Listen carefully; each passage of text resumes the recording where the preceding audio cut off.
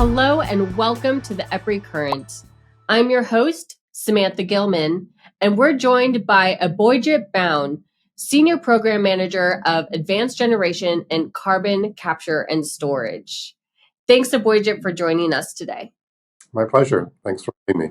So before we get into the conversation about carbon capture and storage, I want to give you just a quick opportunity to tell us a little bit about what you do at EPRI. So I manage the program which is called Advanced Generation and Carbon Capture and Storage. It's a diverse program looking at power generation with primarily carbon-based fuels, but we want to make it low CO2 emissions. So there's power cycles which can increase efficiency, and there's also the carbon capture and storage component of it. And so we're a group of engineers and scientists and geologists and geophysicists working in this area. So today we're going to be talking about carbon capture and storage, also referred to as CCS, and it's one of the pieces that may play a role in meeting our 2050 decarbonization goals. So with that, let's start with the primer. Abhoyjit, what exactly is carbon capture and storage? So carbon capture and storage refers to a few things in a combination. The first piece is carbon capture, and what that means is to actually capture or remove carbon dioxide from flue gases. And so when you combust a fossil fuel, there's CO2 produced, which is carbon dioxide, and that is obviously emitted into the atmosphere mostly today. And so we want to try to prevent that emission. So there's different technologies to essentially separate that CO2 from the rest of the flue gases. And then you typically have to do something with it. There's so much CO2 society produces that there's very little things to do with it except for put it typically underground into suitable geological formations, and that's called storage. And in between the two, you have typically a transportation piece, and that involves pipelines typically, or it could involve some other ways of transporting the CO2. So CCS refers to a combination of capture, and there's often compression of the CO2 into a transport, and then you have to put it underground for storage. And the storage reservoirs have to be the right geology, and so we can talk further about that as well. So the technology and the process of capturing the carbon, does that happen at the generation site, or is that something that can happen elsewhere? Typically, at the generation site, it's where it's done because the concentration of CO2 is highest at the generation site. And the generation site doesn't have to be power. It could also be industrial sources, for instance. There's this other thing which people call direct air capture, which is technically the same thing, except that the gas source is the atmosphere. So you literally are trying to take out CO2 from the atmosphere. And so it is still carbon capture, but it's applied towards the atmosphere. So some people call it direct air capture. Could that be loosely compared to a tree? Sure. Yeah. In fact, trees are very efficient carbon capture devices. The carbon in that case typically becomes biomass of the tree through a process photosynthesis. And then what happens though is that the biomass, if you look at the overall carbon cycle on the planet, that biomass actually eventually goes back into the atmosphere potentially if you burn it, or if you look at it over geological timeframes, that thing goes back into the subsurface and becomes fossil fuels over millions of years. So there's a very large carbon balance. The problem is, of course, that humans are emitting more CO2 than historically, and so this carbon balance is being upset. And so that's where potentially CCS plays a role. So you mentioned earlier how to store this carbon that is captured. Can you tell us a little bit more about that aspect? Sure. The CO2 typically, it's when it's compressed and transported, it's turned into what's called a supercritical fluid. And that's kind of a very dense fluid. And that is injected in a suitable geological formation typically around maybe 2 to 3 kilometers deep at least. The formations require porosity. You have to be able to flow the CO2 into the pores of the subsurface. It also requires typically a caprock, which is impermeable, and it's also going to have porosity as well, so that it flows easily.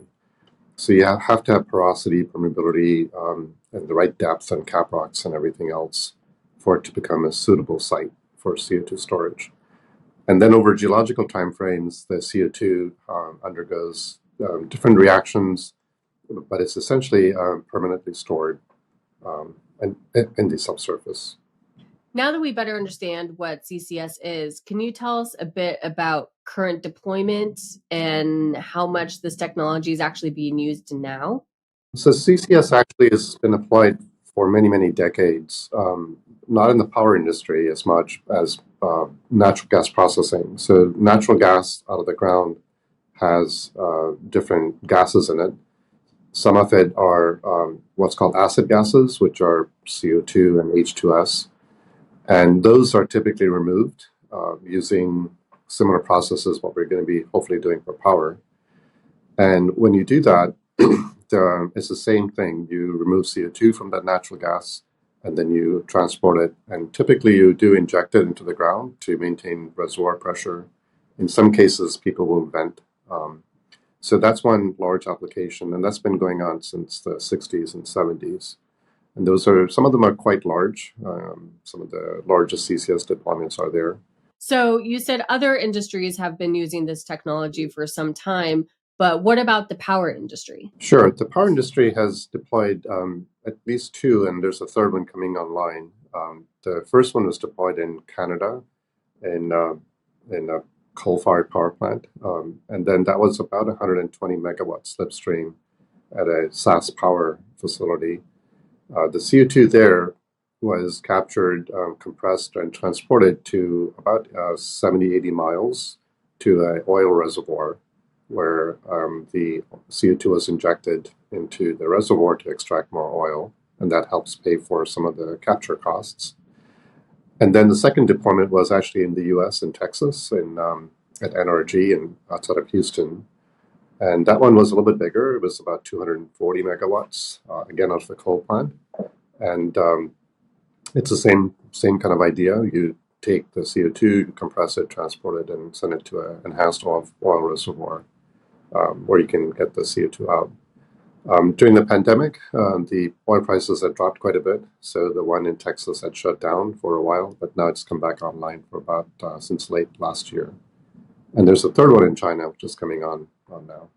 So given that there are only a few deployments of CCS currently in the power industry, what are the drivers that can trigger deployment at scale for CCS? Sure. So CCS is really an environmental technology at the scale for power. For some industries, the ones I mentioned earlier, there is economic reason to take out CO2 from the fuel. For power, though, since typically CO2 is emitted into the atmosphere, the drivers really have to be either regulatory, or it's got to be some kind of subsidy or some other regulatory or driver to make it work economically. So we talk at EPRI a lot about sort of the path to the administration's 2050 decarbonization goals. And we've done extensive modeling on the different paths to get us to those 2050 goals. And a lot of those include CCS. So I'd love to hear a little bit about, what role can CCS potentially play in meeting that 2050 decarbonization goal? So EPRI and others have done a lot of work on integrated assessment models, which look at all kinds of technologies and cost pathways to meet certain decarbonization targets, like the 2050 one. And typically what happens is that CCS plays a role in terms of reducing cost overall. So it becomes very difficult to get to net zero or zero decarbonization without CCS at a low cost. So it is a portion for achieving net zero. And it's not just for the US, it's actually worldwide. The IPCC and other organizations have published lots of reports on this topic. So pretty much CCS, again, to achieve the lowest cost decarbonization will be needed. And without CCS, actually, the cost can actually increase substantially for decarbonization.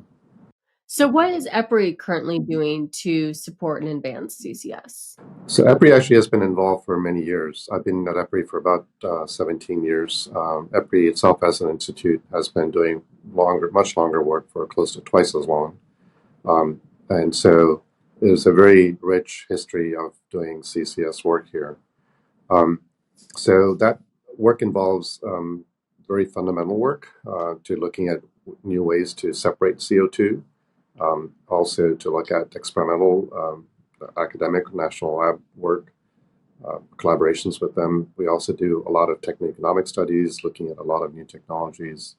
Over the years, we probably have looked at well over 150 CO2 capture technologies. And then they go increasing in size. They go from lab scale to bench scale to pilot testing. More recently, we've been doing a lot of full-scale design studies, deployment at a particular site. And then, of course, there's a transport and storage component, and there's a lot of work there. And that includes looking at characterizing sites, looking at pipeline networks potentially from sources to sinks, and so on.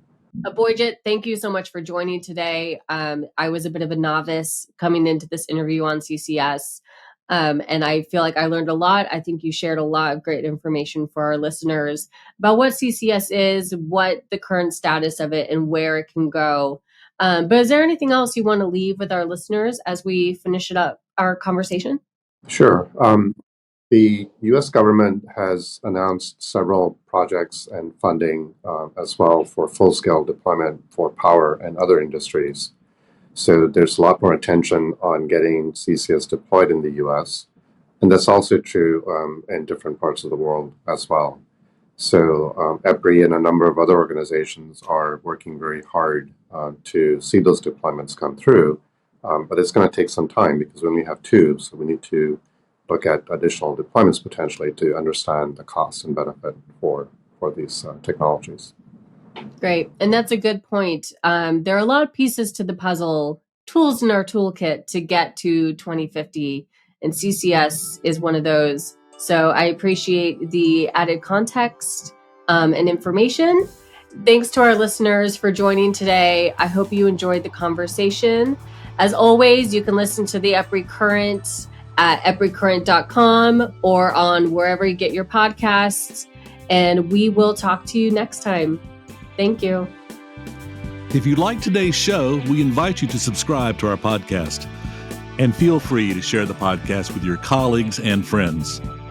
For more information about EPRI, please visit our website at www.epri.com. And don't forget to follow us on LinkedIn and Twitter at EPRI News. Together, we are shaping the future of energy.